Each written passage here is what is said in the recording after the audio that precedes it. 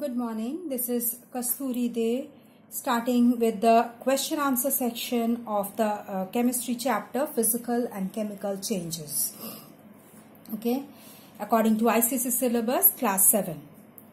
Now, I tell you the first question is define a physical change and second part is a chemical change. Give two examples of each of the above two changes. So, what's a physical change? A physical change is a temporary change in which no new substance is formed and the chemical composition of the original substance remains the same. Okay, original substance remains the same, and even though some of its physical properties like the color, the state, shape, size, etc. may change. So, physical change is a temporary change. It can be reversed also. That is the thing. No new substances form. The chemical composition of the original substance remains the same, though its physical properties like the color, state, shape, etc. can change. For example, the melting of a solid, say ice. So, the solid state has changed into liquid. Okay, but the composition, the chemical composition, that is the water, okay, that remains the same. So, this is a physical change. The freezing of a liquid, even the freezing of a liquid, the liquid composition, the chemical composition remains the same, only the state has changed. So, this is a physical change. Okay. Now, the second part, that is the chemical change. What is a chemical change? A chemical change is a permanent change in which new substance or substances is or are formed whose chemical composition and physical and chemical properties are completely different from those of the original substance or substances. Okay. So, here the change is permanent change. New substance or new substances, one or many substances are formed. The chemical composition here and the physical and chemical properties of the new substance are totally different from the parent substance, original parent substance. Okay. So, this is the chemical change. For example, first one is the cooking of food. The vegetables which we cut, the vegetables we buy from the market, and then we cut it, and then when we cook it, the composition, the state, the color, all has changed.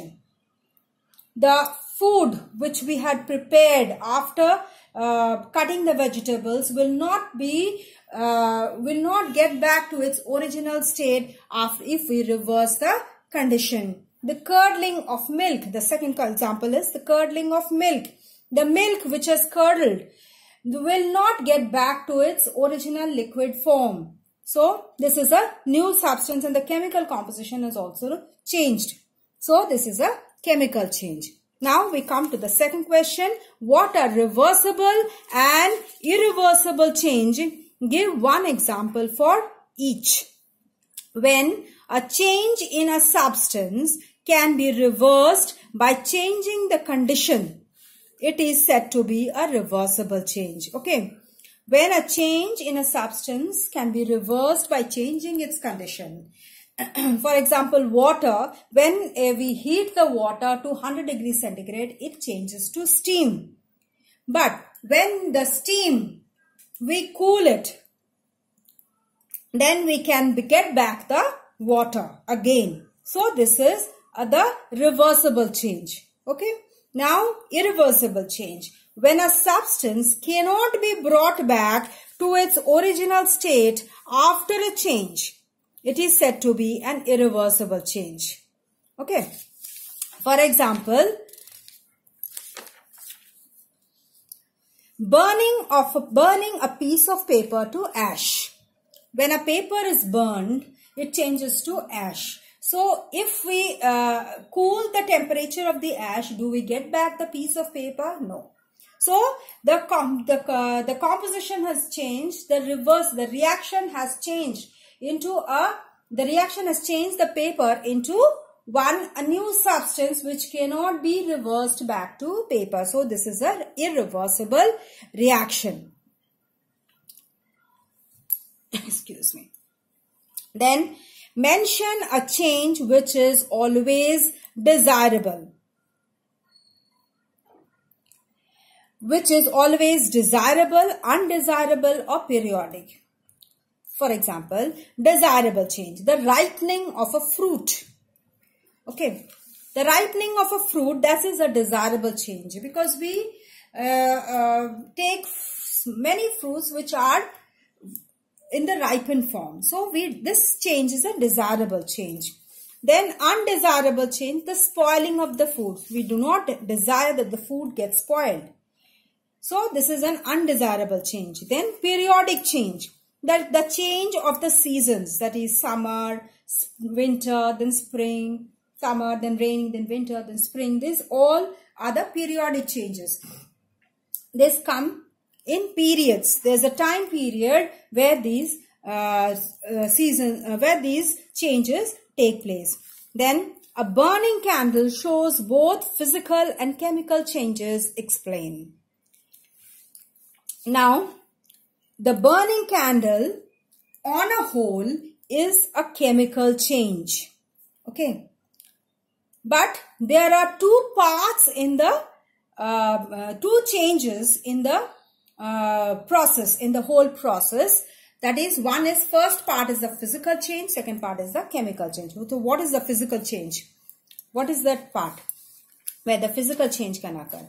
When we lit the candle, the wax under the wick gets heated and melts. The molten part, the molten wax flows down and then it gets solidified. So, this state change, this change of the state from the solid wax to molten wax and again from molten wax to solid wax, this is the physical change. Okay, the reaction is reversible. No new substances formed. Therefore, that part is a physical change. Next is the chemical change part. What happens? A part of this molten wax vaporizes and burns. Okay. Now, here, when it burns, it forms some new substances. What are those new substances? The carbon dioxide and water vapor. This reaction, that is, if we combine the carbon dioxide and water vapor together, we do not get back the wax again. So, this part of the reaction is a chemical change. This process is a chemical change. This is an irreversible reaction. And a new substance, two new substances are formed. So, both these physical and chemical changes, both these changes are found in the burning of a candle. On a whole, this is a chemical change. Okay. Next, we come to the differences between evaporation and boiling. So, what is the difference between evaporation and boiling? First, evaporation, it's a slow process, whereas boiling is a fast process. Second, it takes place from the surface of the liquid. Evaporation takes place only from the surface of the liquid, whereas boiling takes place from all the parts of the liquid. Then, evaporation takes place at all temperatures below its boiling point. But boiling takes place at a fixed temperature on heating, that is at its boiling point, at the boiling point of the liquid, particular liquid. Okay. So, this is the difference between evaporation and boiling. Now, differences between physical and a chemical change. In a physical change is a temporary change, whereas chemical change is a permanent change. Where physical change, no new substance is formed, only there is change in some physical properties, but no new substance is formed. But here in chemical change, new substances formed and these new substances have all entirely different properties than the parent one. Then third one is a change can be reversed by simple methods. By simple methods, we can reverse the change. That is a reversible, physical change is a reversible change. Whereas in chemical change, by simple methods, we cannot reverse the reaction. Generally, this chemical reactions are irreversible reactions. Then physical change, heat or light may or may not be given out or consumed. In case of physical change, heat or light may or may not be given out or consumed. But here, heat or light or both are given out or consumed in case of a chemical change. Then in physical change, the original form of a substance can be obtained easily by simple physical methods. The original form of a substance can be obtained easily by simple physical methods. We can get back the original form. But in case of chemical change, the original substance cannot be obtained by simple physical methods. We can get back by some different complex methods, but generally these chemical reactions, the new substance which is formed, we cannot get back into its original parent substance. Okay, now we stop here. I'll continue with the rest of the question answers in my next video. So please go through them and go through the text videos. If you have any doubt, please do write in the comment box. And if you like the video, please press the like button. And if you have still not subscribed yet, please do subscribe so that you can get the notification of my next video. Thank you.